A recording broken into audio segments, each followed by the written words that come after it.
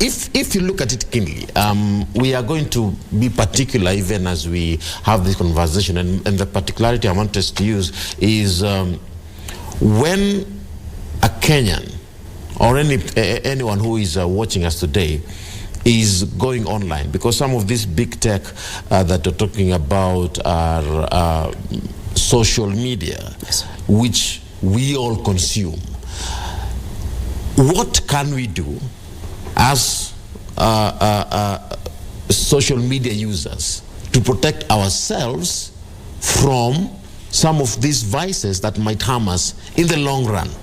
How can I do it as an individual? Great. One thing, and I really appreciate the Office of the Data Commissioner in Kenya, is that they're creating that awareness and sensitizing on the need for data privacy and cybersecurity concerns. And that's one great way to make people understand and be aware of the risks and how they leverage these social media platforms. And another great way is where now the state factors are coming in to ensure that we have policies, we have regulations that make sure that we're able to put these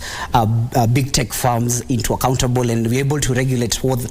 the operations in Kenya. And a good example is how NCIC was able to act in the previous elections case of disinformation and to the run-up to the election. And more to that, when we're talking of